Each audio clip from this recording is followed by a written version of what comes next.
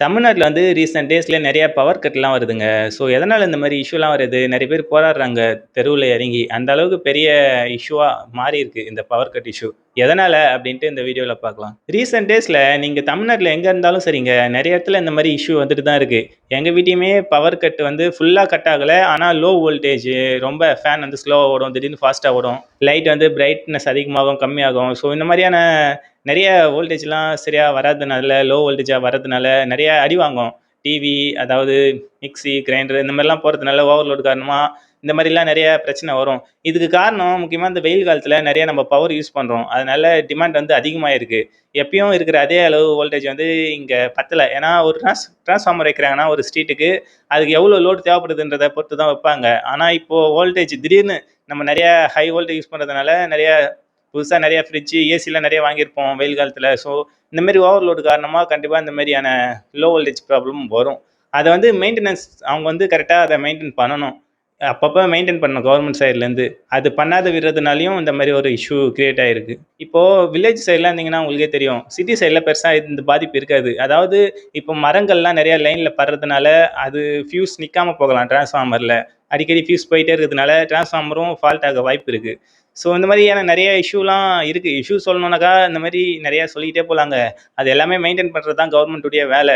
நம்ம வந்து இப்போ இந்த மாதிரி பவர் கட் அடிக்கடி வருது அப்படின்ட்டு கம்ப்ளைண்ட் பண்ணி, அவங்க அந்த கம்ப்ளைண்ட்ட எடுக்காம சரி பண்ணாம இருந்தாக்கா, அது கவர்மெண்ட் தான் காரணம்.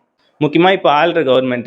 ஆனா அப்படி இல்லாம, இப்போ அடிக்கடி இந்த மாரி இஷ்யூ கிரியேட் ஆகினே இருக்கு. அவங்களும் அதுக்கு ஸ்ட்ரகிள் பண்ணிட்டு தான் இருக்காங்க அப்படின்னாக்கா, நம்ம முழுக்க முழுக்க கவர்மெண்ட்டே சொல்ல முடியாது. ஏன்னா, அவங்களும் போயிட்டு இப்போ நான் ஒரு வீடியோல பார்த்தேன் ஒரு நியூஸ்ல, எம்எல்ஏலாம் போயிட்டு இபி ஆஃபீஸாண்ட பார்த்துன்னு இருக்காங்க.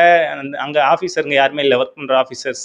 அவங்கள போயிட்டு எம்ப்ளாயிலாம் கூப்பிடுறதுக்கு கால் பண்ணி வர சொன்னாலும் வரது லேட்டா வராங்க. ஸோ, இதுல வந்து இந்த மின்சாரத்துறை அமைச்சர் நிர்மல் குமார் என்ன சொல்றாருன்னா, அவரும் இப்போ கொஞ்ச நாளா இந்த மாரி பிரஸ் மீட்லாம் குடுத்துன்னு தான் இருக்காரு. இந்த மாரிலாம் இஷ்யூ இருக்கு. இந்த மாரிலாம் நாங்க ரெடி பண்ணிட்டு தான் இருக்கோம் அப்படின்ற மாரி சொல்லின்னு இருக்காரு. அவரு ஒரு ரீசன் சொன்னாருங்க. இந்த மாரி கருப்பாடுகள் நம்ம இந்த மாரியான வேலையெல்லாம் ஒரு பெர்சன்ட் 90 99% வந்து உண்மையா உழைக்கிறவங்களும் இருக்காங்க. உண்மையா வேலை செய்றவங்களும் இருக்காங்க. ஆனா 1% இருக்கிற கருப்பாடுகளால இந்த மாரியான மின்வெட்டுலாம் நடைபெறுது அப்படின்ற மாரி சொல்லியிருக்காரு. ஸோ, அந்த மாரி இருக்கும் வாய்ப்பு இருக்கு. ஏன்னா, இது ஒரு பெரிய சாதனையா பண்ணியிருக்காங்கல்ல, விஜய் கவர்மெண்ட்ல இப்போ முதலமைச்சர் ஆயிருக்கிறது. அதனால விஜய்க்கு ஆப்போனன்ட்டா இருக்கிற கட்சிகள்ல இருக்கிறவங்கலாம் நெறைய பேரு, அதாவது லாயலா இருப்பாங்கல்ல, அந்த கட்சிக்காக உயிர கூட குடுக்குற அளவுக்கு, அந்த மாரி ஆளுங்கலாம் இப்போ துறையில இருக்கும்போது, கொஞ்சம் கவர்மெண்ட் ஸ்டாஃபா இருக்கும்போது, இந்த மாரி அவங்க சொல்லி இந்த மாரி எதனா பண்ணவும் வாய்ப்பு இருக்கு. ஆனா, அந்த மாரி பண்றவங்க மேல நாங்க கண்டிப்பா நடவடிக்கை எடுப்போம் அப்படின்ற மாரி இப்போ அவரு சொல்லியிருக்காரு அமைச்சர். ஸோ, அந்த மாரிலாம் பண்ணி கூடிய சீக்கிரம் எல்லாமே ஃபிக்ஸ் பண்ணிடுவாங்கன்னு நெனைக்கிறேன். அப்படி ஃபிக்ஸ் பண்ணலனா, அந்த கவர்மெண்ட் தோல்வி அடைஞ்சிச்சு அப்படின்னு தாங்க சொல்லணும். ஆனா, என்ன பொறுத்தவரைக்கும் இது ஃபிக்ஸ் பண்ணிருவாங்க. இது வந்து டெம்பரவரி தான். புதுசா வந்திருக்காங்க. எல்லாருமே புது புது எம்எல்ஏக்கள். ஸோ, அவங்க வந்து ஈஸியா ரெக்டிஃபை பண்ணி கரெக்ட் பண்ணிடுவாங்கன்னு நெனைக்கிறேன். எல்லாருமே படிச்ச பசங்க. அவங்களுக்குமே தெரியும் எங்க என்ன பண்ணணும் அப்படின்ட்டு. ஸோ, இந்த மாதிரியான சின்ன சின்ன விஷயங்கள் வேணும்னே பண்ணவும் வாய்ப்பு இருக்கு. 1% மக்கள். அதனால மத்தவங்க நல்லா உண்மையா வேலை செய்றவங்களுக்கும் கெட்ட பேர் வர வாய்ப்பும் இருக்கு. ஸோ, இது எல்லாமே பார்த்து கவர்மெண்ட் தாங்க ஒழுங்கா ஃபிக்ஸ் பண்ணணும். அது கூடிய சீக்கிரம் பண்ணிடுவாங்கன்னு நெனைக்கிறேன். அதுவும் இல்லாம இந்த சம்மர் டைம் முடிய போது. முடியல.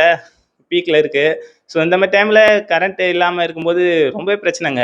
இன்வெர்டர் போட்டா அந்த பிரச்சனை இல்லையே ப்ரோ. ஒரு 4, 5 மணி நேரம் இல்ல 10 மணி நேரம் கூட கட்டுனாலும் அந்த பிரச்சனை இல்ல அப்டின்ட்டு நீங்க சொல்லலாம்.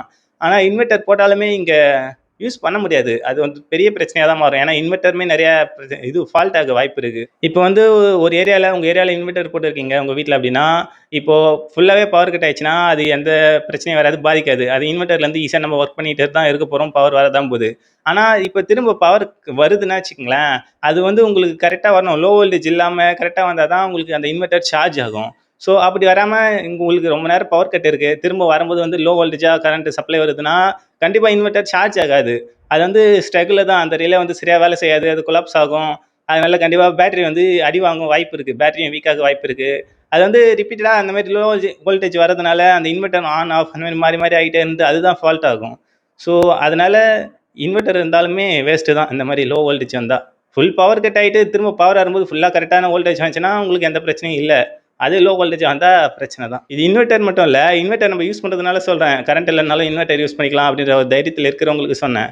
ஆனா, இது வந்து வோல்டேஜ் லோ, ஹை அந்த மாரிலாம் மாறி மாறி வந்தாக்கா கண்டிப்பா டிவி இம்பாக்ட் ஆகும். டிவி, ஃப்ரிட்ஜ், ஏசி எல்லாமே அடி வாங்கும். அதனால இது பிரச்சனையெல்லாம் உடனே ஃபிக்ஸ் பண்ணிடுவாங்கன்னு நெனைக்கிறேன். உங்க ஏரியால இந்த மாரி எதனா பிரச்சனை இருந்துச்சுன்னா, தயவுசெய்து நீங்க லோக்கல்ல இருக்கிற ஈபி அண்ணன் நம்பருங்க யாருனா இருந்துச்சுனாலும் கால் பண்ணி கூப்பிடலாம். அப்படி அவங்க சரியாக ரெஸ்பான்ஸ் பண்ணலன்னா நீங்கள் ஆன்லைனில் கம்ப்ளைண்ட்னா ரிஜிஸ்டர் பண்ணால் ஒரு 1 வீக்குள்ளே மேக்ஸிமம் 1 வீக்குள்ளே வந்து ரெடி பண்ணி கொடுத்துருவாங்க.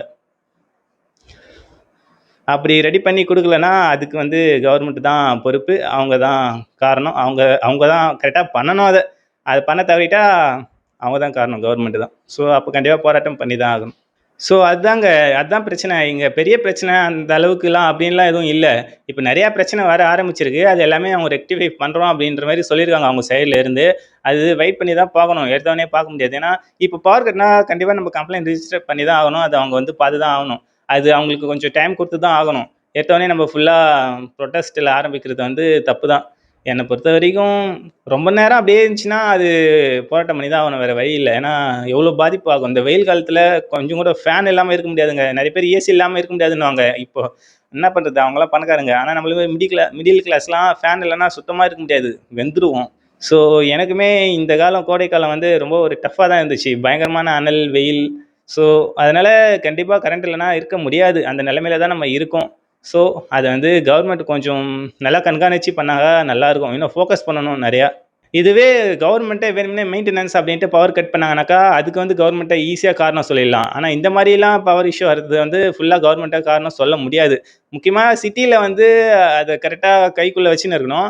வில்லேஜ் சைடில் வந்து இப்போ அவங்கவுங்க நிலத்துல ஃபார்மிங் பண்ணுற இடத்துங்கள்லாம் கம்பெல்லாம் போகுது இல்லை, அங்கே போல்லலாம் கரெக்டாக லைன்லாம் கரெக்டாக இருக்கா, அது வந்து நம்ம நிலத்துலேயே நம்ம காட்டிலேயே இப்போ மரம் எதனா பெரிய மரம் இருக்கும், பக்கத்தில் போல் இருக்கும், அங்கே லைன்லாம் ஒரே மரம் களை வந்து 2-3 லைனில் டச் ஆகிட்டு இருக்கும். ஸோ அந்த மாதிரிலாம் இருக்கிறது நம்ம கண்டும் காணாதமாக விடுறதுனால தான் நிறையா ஃபியூஸ் போகிறது, டிரான்ஸ்ஃபார்மர் அடி வாங்குறது, அந்த மாதிரி பிரச்சனைலாம் வரும். நிறையா எலக்ட்ரிசிட்டி வந்து வேஸ்டேஜாக போகும். ஸோ இது எல்லாமே நம்ம கையிலையும் இருக்குது. பொதுமக்கள் நம்மளுமே கொஞ்சம் அக்கறை எடுத்து இந்த மாதிரி இருக்கா, நீங்கள் உங்களால் முடிஞ்சால் நீங்கள் அந்த கலையை வெட்டி விடலாம். அப்படி இல்லைனாக்கா நீங்கள் அந்த இபி ஆஃபீஸ்க்கு கால் பண்ணி அவங்க வந்து இந்த மாதிரி சரி பண்ண சொல்லலாம், மெயின்டெனன்ஸ் ஒர்க் பண்ண சொல்லலாம். அப்படி அவங்க பண்ணுறதுக்கே நிறைய பால் மாறுவாங்கன்னு நினைக்கிறேன் பொதுமக்கள். ஏன்னா நம்ம கால் பண்ணி கூப்பிட்டாக்கா அவங்க வந்து நம்மக்கிட்ட எதனா கமிஷன் வாங்க வாய்ப்பு இருக்குது அப்படின்ட்டு பால் மாறுவீங்க. இப்போ வந்து அதெல்லாம் பார்க்கவே கூடாதுங்க. கமிஷன் கேட்டாக்கா நீங்கள் கால் பண்ணி எதனா கம்ப்ளைண்ட் பண்ணலாம். ஸோ அவங்களுக்கு வந்து கமிஷன் கொடுக்காமே நீங்கள் பண்ணணும். அதுதான் லீகலாக பண்ணுற மாதிரி, அதுதான் கரெக்டும். மௌனம் உடைக்கும் சத்தம் இது, மறைக்கப்பட்ட கதையின் சாட்சி இது, விழிப்புணர்வு தீய ஏற்றும் நேரம் இது, உண்மை பேச வந்தோ